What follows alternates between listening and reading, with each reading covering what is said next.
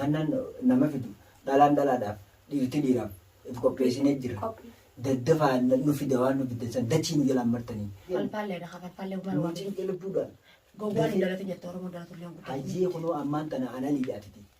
Takka nutu sirraana takka siitu nurraana dafiitu mana fidi waan nu fidu kana dubbiin. Sassee. Dafii nu fidi. Dabal'aadha sii qabna. Kanas yookaan nu daaraas godha yookaan si daaraan godha fidi si eeggachuu jira kun. Shaaniin dhugoo jeehu fincaan ilmaan kiyyaatti nu baasu taa'uuf bishaan xaliila kan nu baasutti hin fakkaate. Keessa kiyyaran naa kun jiru ibitta garaa kiyyaa qaqqabattee cuqqaalladdeetiin isinii fi gurbaasan jettuu dhaabbatu jira hatta jaarsa kiyyalleen akka harka hin banne jeetiin arra biyya namaa keessa jirra jee isin jettuu dhaabbatu jira malee ibidda kana cuqqaalladdeetiin jaaladdeetiin miti isin jettuu dhaabattee kadiirraa isin dhorku jira. Assalamu alaikum warahmatullahi wabarakatuh. Jirra jirtu hordoftoota kiyya bakka jirtanitti salaamtaan tiyya qilleensarraan isin haa geessu. Bakka tana rabbiin nu geessisee nagaa fayyadhaan har'a geenyee jirra.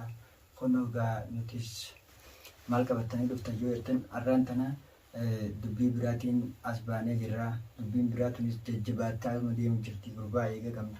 Gurbaa Nasruunis anis irraa dhorkaa osoo hin jiru. Nasruun tumee jechuudha ni laaffisee miidiyaa gubbaa irratti illee kennaan san harkaatuma jira. Haati manaa Khadiir jechuudha. Maalii fi jaarsa kiyyatumta jettee illee ol baatee loltee illee jirti. Nuti illee akkasuma naa fi Nasruun raqama yookaan bilbila lakkoofsa bilbilaa kennaadhaa barbaachuudhaaf jecha manasii hoggaa dhaynuu sababa tokkoon alatti daftee isiin nu dura loltee jechuudha osoo nuti hin lolin. Kanumaafuu gaafa san yaa'ii oomishtee kaatee bilbilallee irratti walteetti maalii fi hoottuti isin dhiiraati obboleessa keetillee isin jalaa ajjeesanii jiranii hoottu obboleessa akka yaanii nuti naafi Nasruu jechuudha firraa dhorkuufi obboleessa isaa Nasruu bilaa baasu. Afraas kubbaa harka isin balleessu hin tattati. Tatti baala geenaa beekami. Akkasitti bilbiltee. Harka isin balleessu deemti malee waan seefi Nasruu Afraas dhorkitu miti. Ani silaa ujuma san isin wajji dhaqe ilmoo isanii harkaa fuudhee fidaa'u. Akkasitti kaabara. Afaan bakka keessoo waan fittu. Hoggaa nuti dhayin bara maal seeta hoggaa nuti dhayin yaa'ii guddoo haaftee ilaali. Osuma nuti hin gaafatin jechuudha. Gorfaalee keessa hoggaaniif waan gurbaa barbaannee dhabnee as deebinu yaa'umaan nurra haatee isumaatu jalqabee yaa'ii osoo nuti hin jalqabin akkasitti san booda maal seeta. Maal orgita Nasruu naaf idee dhuunfaa isuma san wal biratti hina. Nasruunis akka dhuunfa dhuwan isaa. Kannaan waan fedha fidu ilmoo ishiitti bisii fi jaarsisii wal biratti namaaf fidin maal orgita Nasruu maahu ilmoo bagantaa robboleessa. Ilmoo harkaa jaarteen kadeessaa ilmoo harkaa qabdii miree. Kannaan akkatti ilaalatee deebi'ee ilmoo Khadiir keenyaaf jaarteen ijoollee maaliif walii gaafitu maaliif tendisee. Ibidda gosilaa irra bu'ee qabamanii tumanaa dhufan. Ilmoo hanqa ilmoo garaa ilmoo halaalan isaanii. Nama jaalleedha inni hoggaasan. Garaa ilmoo hangana ilaalatu silaa harkanii ibidda kana isaan akkana kokko godhanna sodaachisan akkana natti goratan. Ilmoo jechuun silaa irra guyyaa sana ilmoo sanii beeknaa hiilii biddanii bakka sanatti Khadiir cinatti hiitanii kannaan waan namni isaa ta'e ni harka jechuusan booda. Ni baasa. Laalaa ilmoo namuu ni beeka san booda ni baasa garuu ta'eetis isiin dhimmas kan masii harku jirti malee ilmootii fi karaa biraa harkutti hin jirtu. Maaliif Khadiir qabanii maaliif abbaa mana kiyyaa mashruufeen naagalaa maal jetteetti miidiyaa irraa haasoyti garuu immoo. Khijoo kan sababa ilmoo tanaatiin dalagaa qo'amee qabu dhiisee mana galee baatii meeqa ilmoon tun badde mi'oonti jabadde. Mana barbaada ilmoo tanaa wajjin jirta. Halkanii guyyaa dhaabbatutti hin jiru. Anoo ilmoo guddisu. Nyaatallee liqii nyaachuutti. Nyaatuma sammuu summiitti haa godhu kan nama duroo kan neefu summiidha Khadiir ganaa waan takkatti hin kan. Kan hunda kana godhe kan naadha. Dhugaa keetii Nasruun nyaatallee waggaa san hangaa irraan tanaatti dalagaa dhiisi. Osoo nyaataa liqitti nyaachaa hin jiru. Bakka nagaan bobba'ee nagaan galuutti hin jiru sammuunsaa jeeqamu jirti. San gubbaadhaan rakkoo Nasruu kana dhiiftee garteeni jaarsa kiyyanarraa hiitan maala jettee yaa'ii dhukkaaftee jechuudha akkuma nuti dhaynetti maaliif duraanillee isin tun nama gaariidha isin tun ilmoollee nu wajjin gartee barbaadu deemti jennee yaadnee turre garuu immoo isin waan sanii hin qabdu karuma jechuun Khadiiruma qabamuu kana aartee loltee maal gooti malee waan ilmoo barbaachaatis fidhattee Aaduu Khadiir nama guddaa Gurgurama kan ilmoo harka lammaffaa deebiiti. Aaduu isin Khadiir Jaarsaaf loltimi ani immoo lama naan deebine tanaaf ilmoo michuraa bara. aaduu isin Khadiir jaarsa guddaa guneessa dardara guddicha yaanii kofalatee wariyaa biyyaa dhuftee loltii miti. akkana godhanii kana nan goone biyya kana Akkana godhanii saniif loltii miti. Anaatu dhaqee ilmoo isa harkaa fidee abbaa hojjese tasdabuu taa'u kannaan ilmoo isa deebisuu haa agartu hanga garaan ilmoo san ta'e haa agartu guyyuma lamaaf illee osoo anaaf fidee ilmoo isa isa tasdabuu ilmoo isii daa'ima san gattee miti anaaf fidee abbaa hojjese xiqqaatu ta'a. lakkii kun illee hin ta'u nammallee sirma duraan dhaabbadha gaafa dhiyoollee nasiruu durallee dhaabbadheetiin jira maaliif gochi kun maaliif nama dhagaa afaan si kaa'e dhadhaa afaan kaa'ee jira. Somaa badda kaan gidduuttee kannaa osii qoisu jira.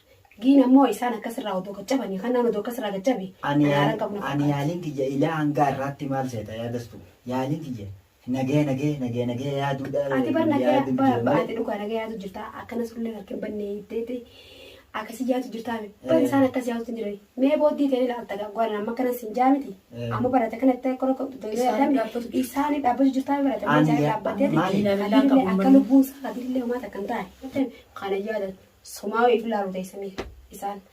Amma sanirraa Si dhaadatan ganaadha.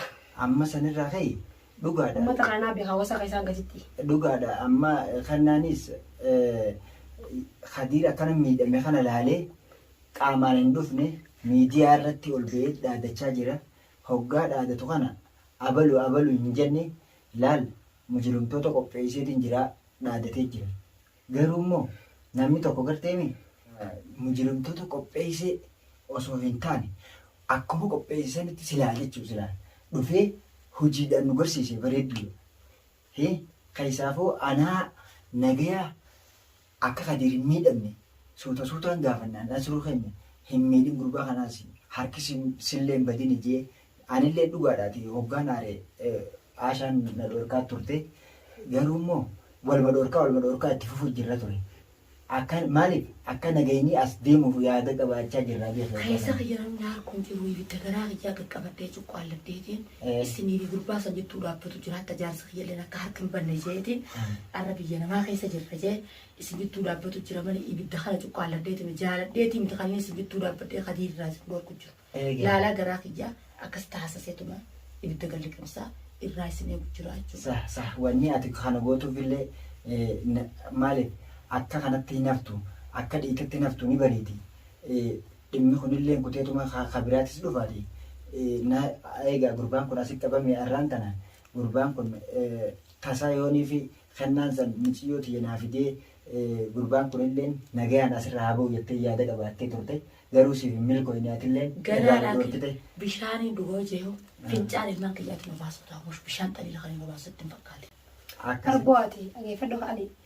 Ijoolleen tun akkas keessa obboleetti teenya guddoomme mee yaaneen jettee hanga isaan asii ijoolleen tun aashaa tan horeessu jiran abbaa horeessu jiran aashaan gisee isaan akkas jettee matbaka seenteeti kurfaa kan saafaa seentee jirti. Naayiin haanumaa agartu ilmoosii san silaa guyyaa san isii dhiibsanii ilmoosii san fiddee inni tolteen maan fitina ilmoosii san Khadiir jiraata ibsu takkaayya maan fitina haalaalatu kannaan ni laalata ilmoo amma kaa ilmoo isaa wayin sirtiires laa ilmoo Khadiir isaaniitti hanga garaa ilmoo san naayilummaa sanoo akka kannaa sani gara galtuun beekana ilmoo isaanii sana dura akka qabdanii fidanii katanan abbaa bira keenye akka isaanummaa sanoo fadhaasanii beekan isaanumaan akka xaaxaa jira jaakon. Akkasii ammaan tana kannaanis mujrimtoota qopheeffatee jira durugaa mujrimtoota qopheeffatan fideetuma garteemi. Nu barsiisudha. Nama taana waa mujrimtoota obboleessaa asii baasuu deemu taatu waa mujrimtoota nutumuu deemu taatu waa lama callaa. Waa lama callaadhaa beeku. Waa fidu san dafee maalitti hin finne rabbisu taate maaliif lubbuu wanni nu godha. Dafee maalitti hin finne. Garaa nama gubbaani. Yookaanuu karaa nagaan deemu yookaanuu karaa wanni dhaan deemu. Falfalleedha falfallee maal waan Nuti lubbuudha. gowwaan hin dhalatin jette Oromoon dhalatullee hin guddaa. Hayyee kunoo ammaan tana analiidhaatiti.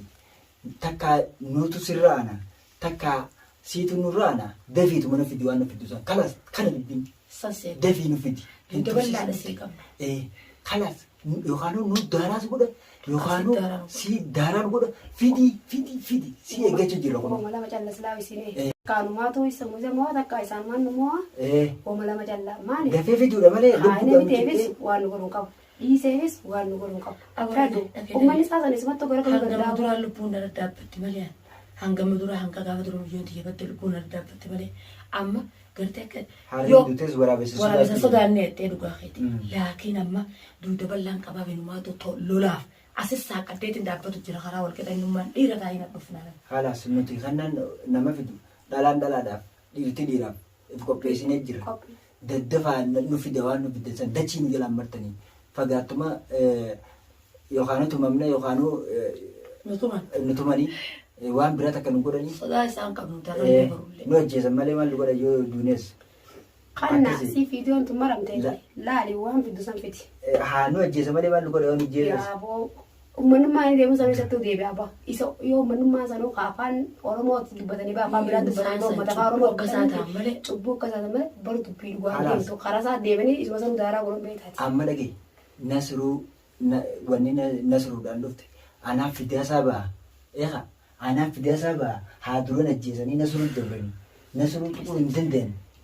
Dhaadannaan maata kan gootu hojiidhaan galmaan gahee. Fidi amma fidi kana deebiitiin sin jaabu kudhan. yaa namni taktak hin jiru dhaabaadhaati taktak inni taktak jeessa waan hin dhufuun hin albuun.